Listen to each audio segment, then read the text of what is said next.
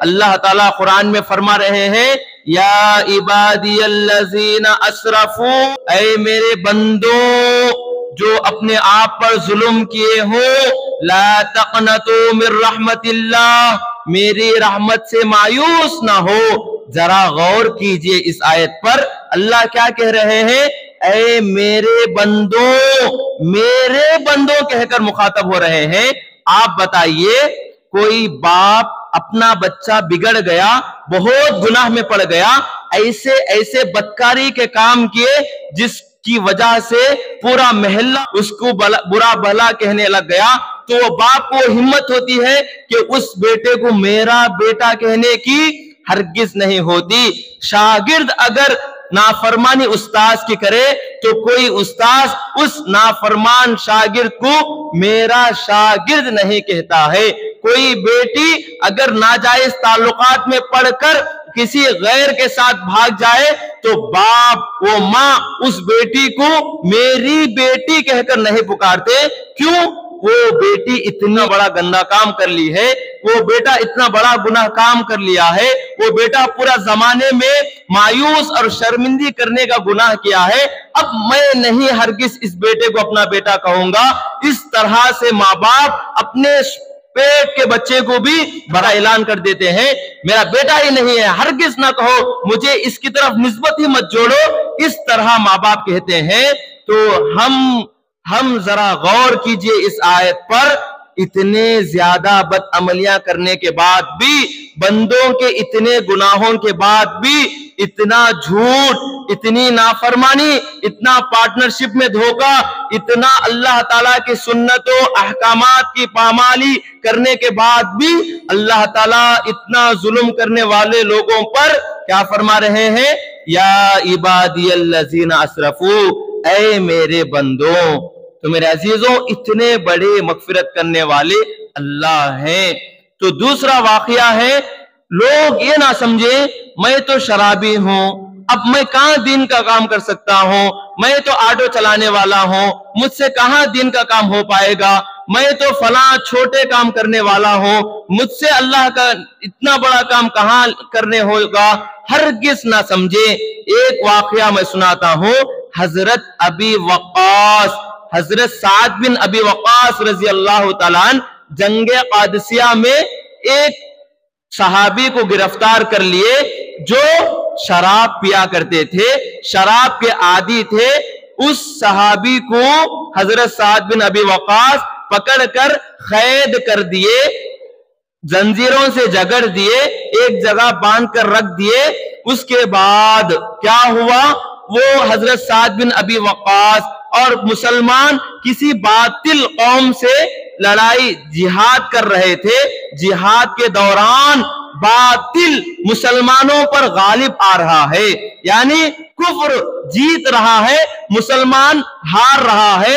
تو اس وقت حضرت وہ صحابی جو شرابی تھے، شراب پینے کی عادت تھی، جب ان کو خبر ملی تو حضرت سعد بن ابی وقاص کی بیوی سے کہتے ہیں، مجھے میرے یہ زنجیروں کو توڑ دو، کھول دو، میں جا کر لڑائی کروں گا، جو میرے سے ہو سکے گا میں وہ جنگ جتانے کی، مسلمانوں کی طرف مسلمانوں کو جتانے کی کوشش کروں گا۔ آپ میرے زنجیروں کو کھول دیجئے، میں جا کر جنگ میں، جہاد میں لڑ کر مسلمانوں کو جتاؤں گا۔ اگر میں زندہ آ گیا بچ کر تو میں خود ان زنجیروں کو پھر دوبارہ سے باندھ لوں گا، تاکہ آپ کو امیر کے لشکر سعد بن ابی وقاص کیوں کھول دیا اس قیدی کو، اس طرح کی کوئی بات نہ کہے۔ تو اگر میں بچ کر آ جاتا ہوں تو میں خود ان زنجیروں میں جگڑ لوں گا، باندھ لوں گا۔ اگر میں بچ کر نہیں آ گیا، وہیں میرا انتقال ہو گیا، تو آپ کو بھی مجھ سے برات ہو جائے گی، آپ کو بھی مجھ سے چھٹکارا مل جائے گا۔ یہ بات کہنے پر جب سعد بن ابی وقاص رضی اللہ تعالیٰ عنہ کی بیوی اس قیدی کو رہا کرتی ہے، وہ زنجیروں کو کھولتی ہے، تو وہ اچھا اونچا گھوڑا لے کر جنگ کے میدان میں نکلتے ہیں۔ تو دور سے صحابہ دیکھتے ہیں یہ گھوڑے جو آ رہا ہے، جو سواری آ رہی ہے، یہ سعد بن ابی وقاص کی ہے، اور घोड़े पर जो सवार होकर आ रहा है, हमला करने के खातिर जो रफ्तार से आ रहा है, तो ये अबू महजन सक़फ़ी रज़ी अल्लाह ताला अन्हु मालूम हो रहे हैं। लेकिन ये तो कैद में है, अब ये कौन सा फरिश्ता आ रहा है जो आकर लड़कर हमको जिता रहा है?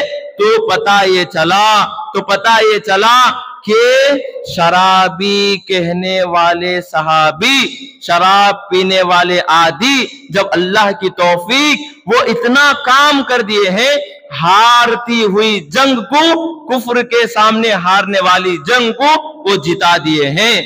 तो मेरे अजीजों, आप में से हर फर्द मिल्लत का कीमती सितारा है। कोई ये ना समझे कि मुझसे क्या काम होगा, बल्कि अल्लाह ताला हर एक से ऊंचा काम ले सकते हैं। इसी तरह है, एक बड़े मुहद्दिस बनने से पहले इनका वाकया ये है कि वो एक मर्तबा पहले दीनदार नहीं थे, आवारा लोगों के साथ रहा करते थे। वो उनकी दोस्तियां बिल्कुल गुंडों के साथ थी, आवारा लोगों के साथ थी। एक मर्तबा अपने दोस्तों के साथ अपने घर के दहलीज चौखट चबूतरे पर बैठे हुए थे। बैठने के बाद सामने से एक काफिला गुजरा, बहुत ही अदब के साथ, सारे लोग बहुत ही सुकून के साथ जा रहे हैं। तो ये अवबाशों के साथ, आवारा लोगों के साथ बैठने वाले शख्स ने पूछा, ये कौन जा रहे हैं इतना सलीके से, इनके पीछे कौन जा रहे हैं जो इतनी खामोशी के साथ, इतने आदाब के साथ, कौन है ये लोग? तो बताने वालों ने बताया कि ये शोबा बिन हज्जार हैं, ये बहुत बड़े मुहद्दिस हैं, ये जा रहे हैं, ये बहुत बड़े अल्लाह वाले नेक हैं। इस वजह से जब वो बात ये अवबाशों के साथ बैठे हुए शख्स ने सुना, तो उनको चोट लगी कि सामने से जो लोग जा रहे हैं, इतना बड़ा काफिला इनके पीछे चल रहा है, इनकी बैकग्राउंड इतनी है, और वो बहुत आराम के साथ, सलीके के साथ, बगैर लड़ाई झगड़ा करते हुए, बगैर चीखो पुकार करते हुए, बहुत ही संजीदगी के साथ जा रहे हैं। तो इनको भी शौक हुआ उनसे मिलने के खातिर। जब उन्होंने सुना कि ये बहुत बड़े मुहद्दिस हैं, तो उनके पास जाते हैं और कहते हैं, आप अल्लाह के वली हैं, मुझे एक हदीस सुना दीजिए। तो हजरत शोबा बिन नज्जार कहते हैं, आप तो शक्ल से बहुत आवारा लग रहे हैं, आप पहले जाकर जो गुस्ल कर लेके आइए, ढंग का लिबास पहनकर आइए। जब इस तरह कहते हैं, मैं आपको हदीस नहीं अभी सुनाऊंगा, तो वो गुंडों के साथ बैठे हुए शख्स जो हदीस सुनने के लिए आए थे, वो तलवार निकाल लिए, चाकू निकाल लिए, हदीस सुनाओ वरना फिर मैं अभी आपको हमला करके कत्ल कर दूंगा। तो हजरत शोबा बिन हज्जार ने हदीस सुनाई, अल्लाह के रसूल सल्लल्लाहु अलैहि वसल्लम से मैंने ये हदीस सुनी, वही हदीस मैं आपको सुनाऊंगा।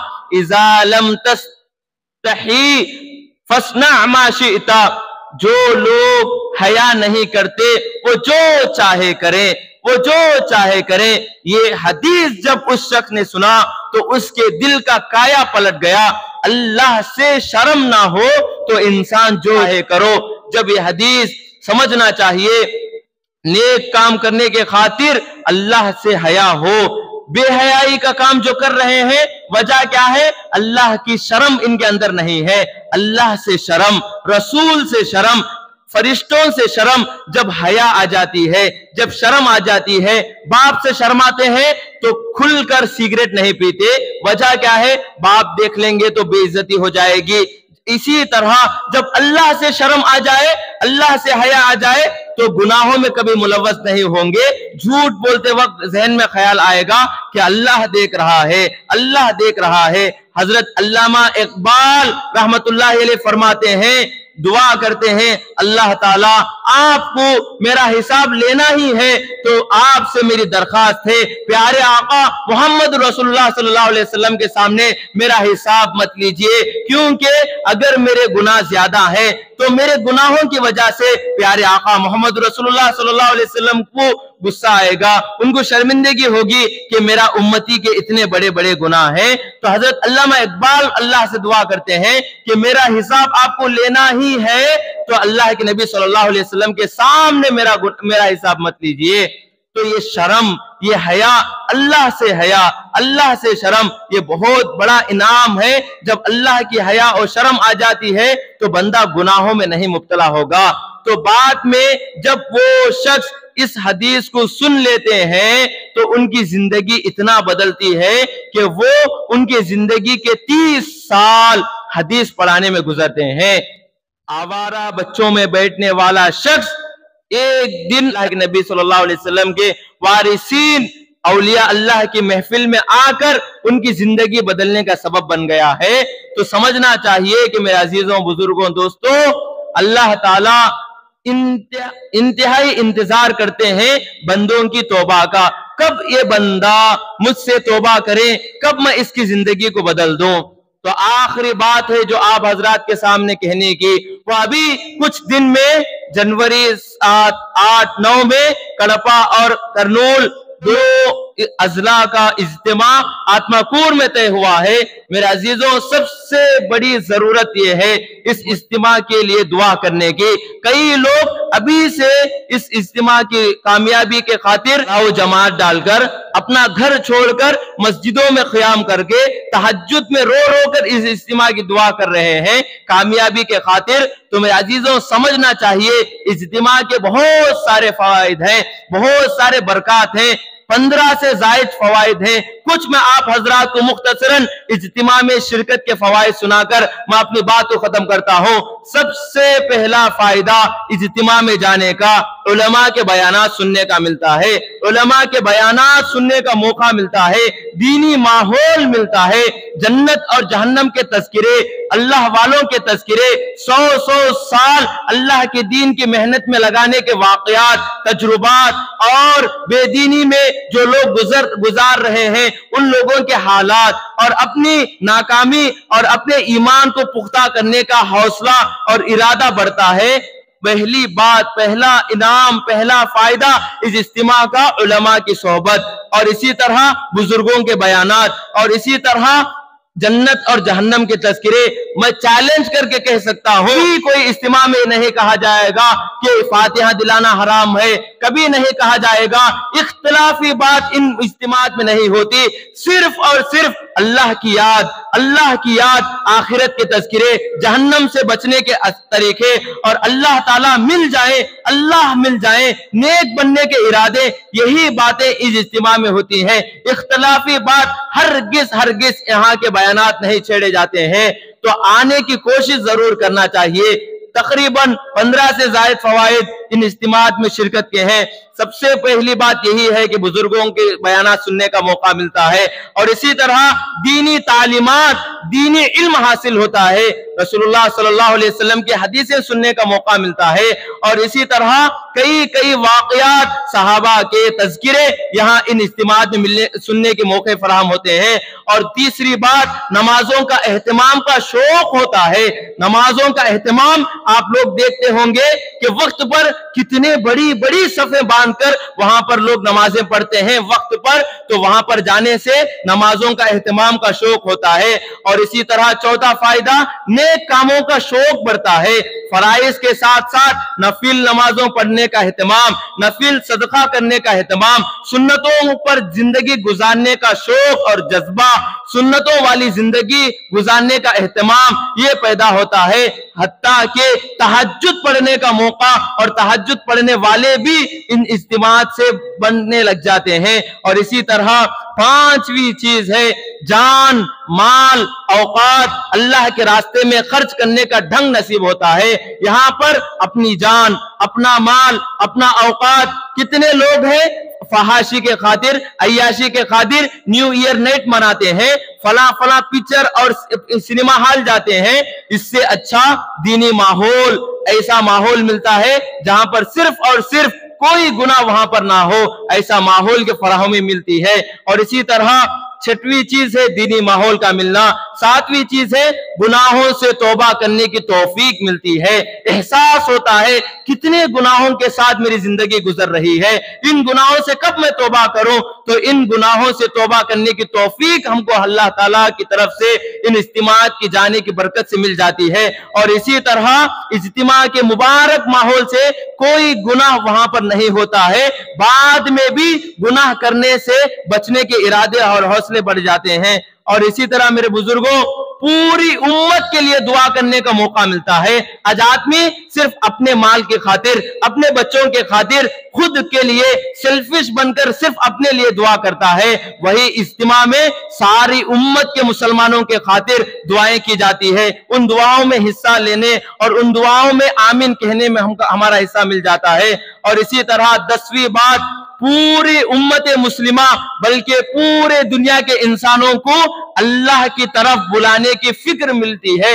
इंसानों को अल्लाह से मिलाने का जज्बा, दावत और तबलीग करने की फिक्र और इसका एहसास बढ़ जाता है। और इसी तरह 11वीं चीज है दीन के रास्ते में मुशक्कत बर्दाश्त करना, और उस दीन के रास्ते में अपना माल, अपनी मुशक्कत बर्दाश्त करने के फजाइल उसके सुनने के मौके मिलते हैं। और इसी तरह इस इज्तिमा के बरकत और इन अनवारात ये सब हमारी जिंदगियों में हासिल होते हैं, जिसके बाद जिंदगी बदलने पर तय हो जाती है। और इसी तरह 14वीं बात है, आप लोग देख रहे होंगे इल्हाद बढ़ रहा है, कुफ्र फैल रहा है, दीन बेजारी मुसलमानों में है, नमाजों का शौक नहीं, उलमा के बयानात सुनने का मौका नहीं, और किसी जलसे में शिरकत का कोई जज्बा नहीं, इज्तिमा में शिरकत का कोई एहसास नहीं। ऐसे मौके पर एक बड़ी जमात का एक जगह जमा हो जाना ये सबसे बड़ी दलील है कि अभी भी मुसलमान अल्लाह के रास्ते पर चलने वाले मौजूद हैं। इज्तिमात में अल्लाह की बातें सुनने वाले अभी भी मौजूद हैं। एक तरह की दलील है जो इतने बड़े इज्तिमा से मालूम लोगों को होती है। और इसी तरह आखिरी बात है तबलीगी जमात से मुतालिक और इसी तरह इज्तिमात में जाने से मुतालिक अपना वक्त लगाना अल्लाह के रास्ते में, और इसी तरह इस औकात को अल्लाह के रास्ते में निकालने के जो जो बरकत हैं, अल्लाह की तरफ से जो जो ऐलानात हैं, ये सब चीजें यहां पर जाने से हम सबको अता होती हैं। तो अल्लाह ताला से दुआ है बगैर कोई इख्तिलाफ के, बगैर तानाशाही के हम सब मिलकर इज्तिमा को कामयाब करने की कोशिश करें। हम सब मिलकर इज्तिमा में जाने वाले बने। इस इज्तिमा से बरकत और भी बहुत है, वक्त नहीं है, वरने कई मेरे सामने वाकयात हैं। मैं आपको सुनाता, एक शख्स जो एक देहात में रहता था, एक मर्तबा दाढ़ी नहीं, टोपी नहीं, कुछ भी नहीं, कोएट से आए हैं। आकर एक मर्तबा उस दौर में 1990 की बात है, नेल्लूर का इज्तिमा चल रहा था। तो इज्तिमा जाने के बाद उनकी जिंदगी ऐसे बदली, पूरे गांव में जो पहले से दिन बेजार था, वहां सिर्फ पंजे, मुहर्रम ये सब रसूमात थे, तो सबको खत्म करना, उस महल्ले में, गांव में दीनी काम का शुरू करना, वहां जमातें आने जाने का निजाम बनना, ये सब इसके बहुत सारे फायदे हैं। अल्लाह ताला से दुआ है कि अल्लाह ताला हम सबको यहाँ पर जाने और इसमें पूरी तरह हिस्सा लेने की तौफीक अता फरमाए। व आखिर दावाना